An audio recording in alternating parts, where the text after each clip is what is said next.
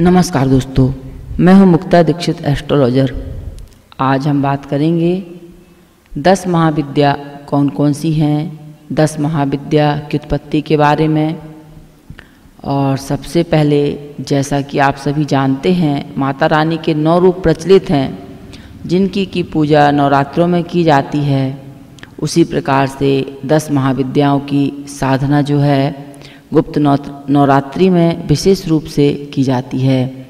10 महाविद्या माता सती ने भगवान शिव के सामने अपना प्रभाव प्रकट करने के लिए जिन अलग अलग उद्देश्यों के लिए विभिन्न समय काल में अनेक प्राकट्य और आविर्भाव उत्पन्न हुआ, वही माता रानी के महाविद्या के स्वरूप कहे गए हैं।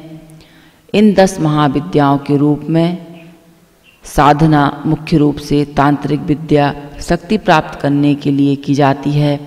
10 माताएं अलग अलग प्रकार से अपने भक्तों को वरदान देती हैं, जिनके बारे में मैं आज आपको सामान्य जानकारी प्रदान कर रही हूँ। तो सबसे पहले हम देखेंगे महाकाली माता के बारे में।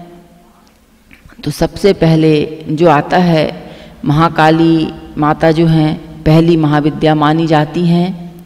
जो माता सती के शरीर से प्रकट हुई थी, इनका रूप अत्यंत भीषण व दुष्टों का संहार करने वाला है। माता सती ने क्रोधवश सबसे पहले अपने सबसे भीषण रूप को प्रकट किया था, जो कि फुफकार कर रही थी।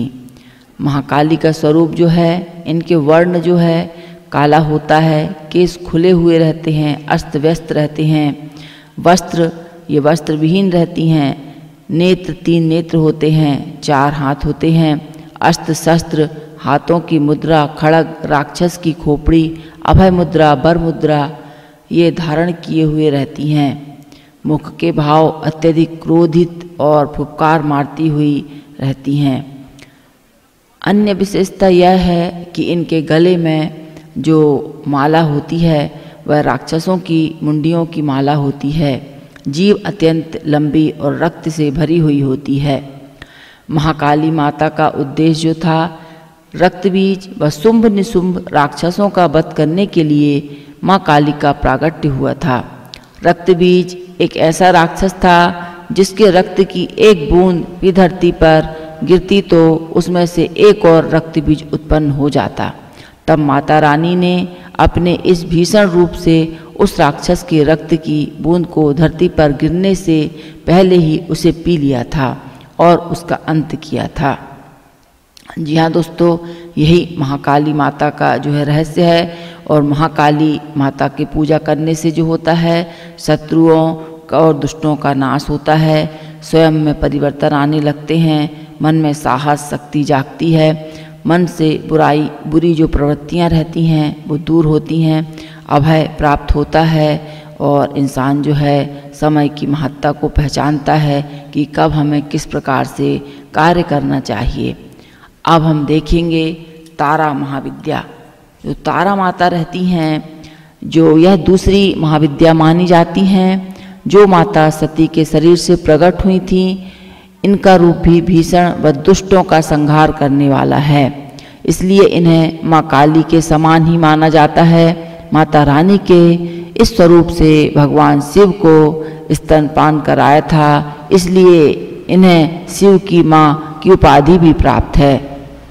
तारा महाविद्या का जो स्वरूप है, ये नीले वर्ण की होती हैं, केस खुले हुए अस्त व्यस्त रहते हैं, बाघ की खाल वस्त्र के रूप में पहनती हैं, 3 नेत्र होते हैं, 4 हाथ होते हैं, अस्त्र शस्त्र, हाथों की मुद्रा, खड़ग, तलवार, कमल, फूल व कैंची रहती है। मुख के भाव जो रहते हैं आश्चर्यचकित व खुला हुआ। और अन्य विशेषता यह रहती है कि गले में सर्प और राक्षस नरमुंडों की माला ये धारण करती हैं। तारा महाविद्या का जो मुख्य उद्देश्य रहता है, सतयुग में देव दानव के बीच जो समुद्र मंथन में जब अथाह मात्रा में विष निकला तो उसका पान महादेव ने किया, किंतु विष के प्रभाव से उनके अंदर मूर्छा छाने लगी। तब माता पार्वती ने तारा रूप धारण कर उन्हें स्तनपान करवाया। जिससे शिव जी पर विष का प्रभाव कम हुआ। तारा महाविद्या जिनकी पूजा करने से मातृत्व भाव जागृत होता है, संकट दूर होते हैं, आर्थिक क्षेत्र में उन्नति होती है और मोक्ष की प्राप्ति होती है। तीसरी महाविद्या आती है त्रिपुर सुंदरी महाविद्या। त्रिपुर सुंदरी जो महाविद्या हैं, जो माता सती के शरीर से प्रकट हुई थीं, जिन्हें महाविद्या षोडशी के नाम से भी जाना जाता है, क्योंकि इनकी आयु 16 वर्ष की थी। इनका स्वरूप सुंदर व मन को मोह लेने वाला था, इसलिए इन्हें त्रिपुर सुंदरी भी कहा जाता है।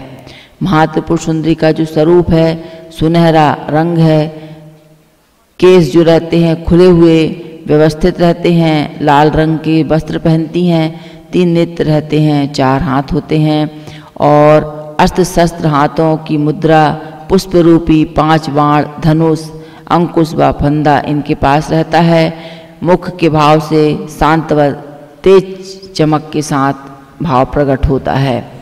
अन्य विशेषता यह है कि भगवान शिव की नाभि से निकले कमल के आसन पर यह विराजमान रहती हैं। महात्रिपुर सुंदरी के पूजन का जो उद्देश्य रहता है वह भी मैं आपको बताऊंगी, लेकिन पहले जो है माता रानी ने अपने भीषण रूप को प्रकट किए थे। तत्पश्चात उनका सुंदर रूप प्रकट हुआ, जो अत्यंत ही सुखकारी व मन को लुभा लेने वाला था। इस प्राकट्य में अपने भक्तों के मन से भय को समाप्त करने, अंतर्मन को शांति प्रदान करने वाला था। महात्रिपुर सुंदरी की पूजा करने से सुंदर रूप की प्राप्ति होती है, वैवाहिक जीवन सुखमय रहता है, जीवन साथी की तलाश पूरी होती है, मन नियंत्रण में रहता है और आत्मिक शांति का अनुभव होता है। चौथी माता आती हैं माता भुवनेश्वरी। माता भुवनेश्वरी जो हैं चौथी महाविद्या मानी जाती हैं, जो माता सती के शरीर से प्रकट हुई थी। इन्हें समस्त ब्रह्मांड व पृथ्वी की माता माना जाता है, इसलिए इनका नाम भुवनेश्वरी अर्थात समस्त भुवन की देवी कहा गया है। माता भुवनेश्वरी का जो स्वरूप है उगते हुए सूरज के समान तेज व सुनहरा है। केस खुले हुए व्यवस्थित रहते हैं, लाल और पीले रंग के ये वस्त्र धारण करती हैं, 3 नेत्र होते हैं, 4 हाथ होते हैं, अस्त्र शस्त्र हाथों की मुद्रा, अंकुश, फंदा, अभय और बर मुद्रा धारण करती हैं। मुख के भाव शांत व अपने भक्तों को देखते हुए रहते हैं और इनका जो तेज सर्वाधिक है, जिसमें कई सूर्य की शक्तियाँ निहित होती हैं। महाविद्या भुवनेश्वरी का जो उद्देश्य है, इनका प्राकट्य ब्रह्मांड के निर्माण व इनके संचारण के लिए हुआ था। जिस प्रकार देवदेव को ब्रह्मांड के निर्माता, रचयिता व संहार के रूप में जाना जाता है, उसी प्रकार माता रानी ने अपने रूप में भी उसकी महत्ता व आदि शक्ति का प्रभाव दिखाया। माता भुवनेश्वरी के पूजा करने से संतान की कामना पूरी होती है, आध्यात्मिक ज्ञान की प्राप्ति होती है, शरीर में ऊर्जा का अनुभव होता है और कार्य करने की शक्ति प्राप्त होती है। 5वीं जो माता हैं भैरवी महाविद्या। भैरवी महाविद्या 5वीं माता मानी गई हैं, जो माता सती के शरीर से प्रकट हुई हैं। इनका रूप भी अत्यंत भीषण व दुष्टों का संहार करने वाला है। अपने इस स्वरूप के कारण इन्होंने माता काली व भगवान शंकर के भैरव अवतार के समकक्ष माना जाता है। जो वर्ण काला होता है, केस खुले अस्त व्यस्त रहते हैं, लाल व सुनहरे रंग के वस्त्र धारण करती हैं, 3 नेत्र होते हैं, 4 हाथ होते हैं, अस्त्र शस्त्र मुद्रा, खड़ग, तलवार, राक्षस की खोपड़ी और अभय मुद्रा धारण करती हैं। मुख का भाव जो रहता है वह क्रोधित रहता है। इसके साथ ही राक्षसों की खोपड़ियों के आसन पर विराजमान हैं। जीभ लंबी, रक्त रंजित व बाहर निकली हुई रहती है। माता भैरवी की जो पूजा की जाती है, इसके क्या फायदे होते हैं? तो बुरी आत्माएं और जो प्रवृत्तियां और शक्तियों के प्रभाव से मुक्ति मिलती है, अभय दान मिलता है, डर समाप्त होता है, वैवाहिक जीवन प्रेममय सुखमय बना रहता है और शत्रुओं से मुक्ति होती है। 6वीं माता जो आती हैं छिन्नमस्ता। छिन्नमस्ता यह 6वीं माता मानी जाती हैं और जो माता सती के शरीर से प्रकट हुई थीं। इनका स्वरूप माता रानी के सभी रूपों में सबसे अलग है, क्योंकि इसमें माता रानी अपने एक हाथ में किसी राक्षस की खोपड़ी नहीं बल्कि अपना ही मस्तक पकड़े हुए खड़ी हैं।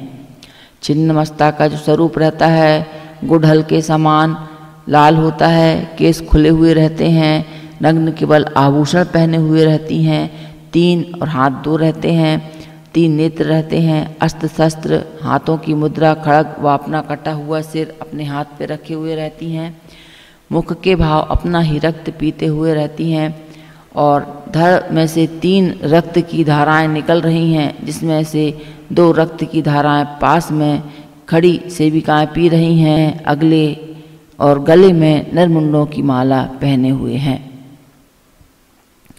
माता छिन्नमस्ता का उद्देश्य जो रहता है, जब माता पार्वती अपनी 2 सेविकाओं जया और विजया के साथ मंदाकिनी नदी पर स्नान करने गईं, तब स्नान के पश्चात तीनों को भूख लगी।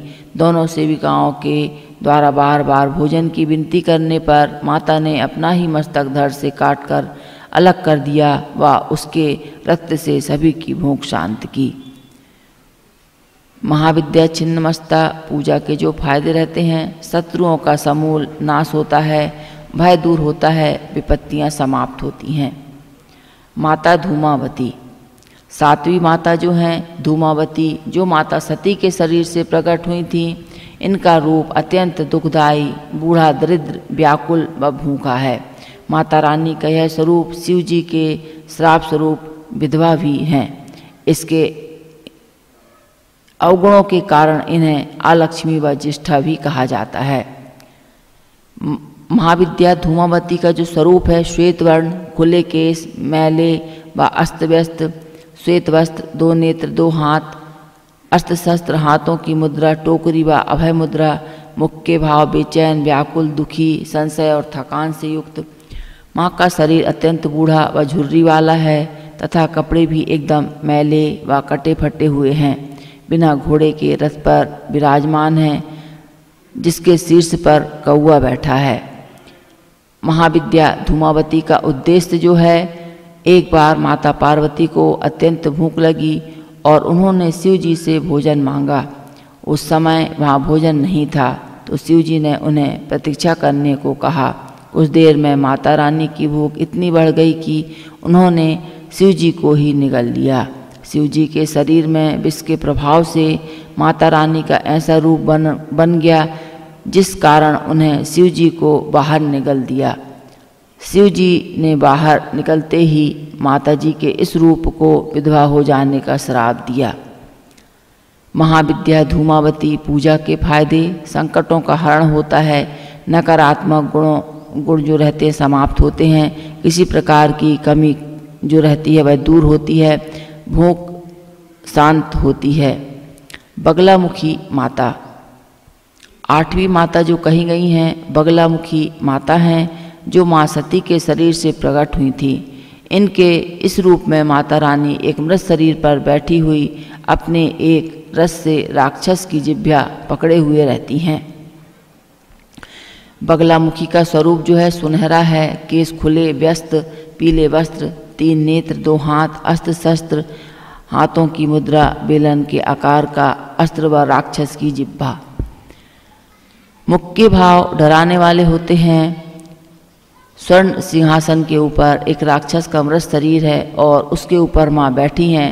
राक्षस को नियंत्रित में करने व उसे डराने का प्रयास कर रही हैं। महाविद्या का उद्देश्य, एक बार सौराष्ट्र में भयंकर तूफान ने बहुत तबाही मचाई थी। तब सभी देवताओं ने माता रानी से सहायता प्राप्त की, विनती की। यह देखकर माता रानी का एक स्वरूप हरिद्र सरोवर में प्रकट हुआ। माता रानी का एक स्वरूप हरिद्र सरोवर से प्रकट हुआ और इस तूफान को शांत किया। इसके बाद से ही माता रानी का बगलामुखी रूप प्रचलन में आया। महाविद्या बगलामुखी पूजा के फायदे जो रहते हैं, शत्रुओं का समूल नाश व उन पर लगाम लगाना, दुष्टों को अपंग बनाना, विपत्ति का हल करना, आगे का मार्ग प्रशस्त करना। नौवीं माता जो आती हैं मातंगी महाविद्या। मातंगी माता नौवीं माता मानी जाती हैं, जो माता सती के शरीर से ही प्रकट हुई थी। और जो माता सती के शरीर से प्रकट हुई थी, माता रानी का यह स्वरूप सबसे अनोखा है, क्योंकि आपने कभी नहीं सुना होगा कि भगवान को जूठन का भोग लगाया जाता हो, लेकिन माता रानी के इस रूप को हमेशा जूठन का भोग लगाया जाता है। वर्ण गहरा होता है, हरा, केस खुले व्यवस्थित, लाल वस्त्र, 3 नेत्र, 4 हाथ, अस्त्र शस्त्र मुद्रा, तलवार, फंदा, अंकुश व अभय मुद्रा। मुख के भाव शांत और आनंदमयी रहती हैं। माँ सरस्वती के समान वीणा रखी हुई, जिसके कारण इन्हें तांत्रिक सरस्वती भी कहा जाता है। महाविद्या मातंगी का उद्देश्य एक बार जब भगवान शिव, माता पार्वती, विष्णु व लक्ष्मी का दिया हुआ भोजन कर रहे थे, तब उनके हाथ से भोजन के कुछ अंश नीचे गिर गए। उसी जूठन में से माँ मातंगी का प्राकट्य हुआ। इस कारण माता रानी के इस स्वरूप को हमेशा जूठन का भोग लगाया जाता है। महाविद्या मातंगी पूजा के फायदे: बुद्धि व विद्या का विकास होना, कला व संगीत के क्षेत्र में उन्नति, वाणी पर नियंत्रण, मधुर बनाना, जादू टोना, माया के प्रभाव से मुक्ति। 10वीं महाविद्या जो आती हैं कमला। 10वीं महाविद्या अंतिम महाविद्या मानी जाती हैं, जो माता सती के शरीर से प्रकट हुई थी और इन्होंने माता लक्ष्मी के समकक्ष माना गया है, अर्थात एक तरह से माता लक्ष्मी का ही स्वरूप है। इन्हें तांत्रिक लक्ष्मी भी कहा जाता है। इनका जो स्वरूप है सुनहरा व तेज, खुले हुए व्यवस्थित केस, लाल वस्त्र, 3 नेत्र, 4 हाथ, अस्त्र शस्त्र, हाथों की मुद्रा, 2 कमल पुष्प, अभय व वर मुद्रा। मुख के भाव शांत, सुखकारी, आनंदमयी, कमल पुष्प से भरे हुए सरोवर में, आसपास 4 हाथी जल से अभिषेक करते हुए। महाविद्या कमला का उद्देश्य जो है माता रानी का एक स्वरूप माँ लक्ष्मी भी है। इसके स्वरूप को प्रदर्शित करने के लिए माँ सती ने अपने कमला रूप को प्रकट किया था। महाविद्या कमला पूजन के जो फायदे हैं: आर्थिक स्थिति में सुधार, व्यापार नौकरी में उन्नति होना, सभी इच्छाओं की पूर्ति होना, सुख और वैभव में जो है वृद्धि होना। इस प्रकार से जो है 10 महाविद्याओं का स्वरूप की जानकारी मैंने आपको दी है। जानकारी अच्छी लगे चैनल को लाइक सब्सक्राइब जरूर कीजिए। वीडियो को देखने के लिए बहुत बहुत धन्यवाद। नमस्कार।